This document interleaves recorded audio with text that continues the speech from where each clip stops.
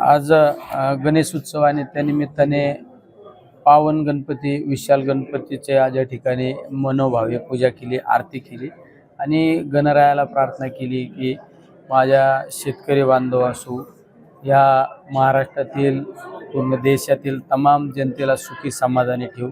त्याचबरोबरीने जे जरांगे पाटलांचं उपोषण चालू आहे त्यांची काहीतरी तब्येतसुद्धा खालावत चाललेली आहे।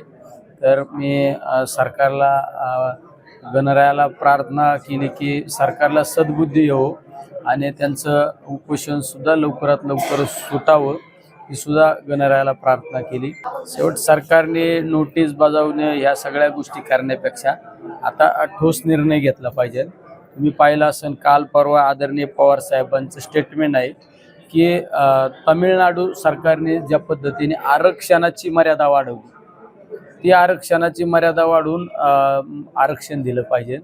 वास्तविक पाहता एखाद्याच्या ताटातलं घेऊन दुसऱ्याला वाढण्यापेक्षा त्याची मर्यादाच वाढवली पाहिजे ही सगळ्यात महत्त्वाची भूमिका आहे। तुम्ही समाजामध्ये तेढ निर्माण करण्यापेक्षा केंद्र सरकार तुमचंच आहे, राज्य सरकार पण तुमचंच आहे। तुम्ही केंद्र सरकारला त्या ठिकाणी त्या पद्धतीने नियोजन केलं पाहिजे आणि आरक्षणाची मर्यादा वाढवली पाहिजे। आरक्षणाची मर्यादा वाढवली तर हा तेढा संपणार आहे। सरकारने एवढा एखाद्याचा अंत नाही पाहिला पाहिजे। सगळ्यात महत्त्वाचं सरकारसाठी ही गोष्ट एकदम ठरवल्यानंतर सोपी आहे। सगळ्यात मध्ये इतका सोपा मार्ग आहे, त्यामध्ये आरक्षणाची मर्यादा वाढवली तर सगळं होतंय ना, सगळ्या समाजाला ज्याचं त्याचं आरक्षण मिळतंय सगळ्यात महत्त्वाचं। पण सरकारला कुठंतरी हे भिजत घोंगडे ठेवायचे, सरकारला हे जनतेला वेठीस धरण्याचं काम सरकारकडे चाललेलं आहे।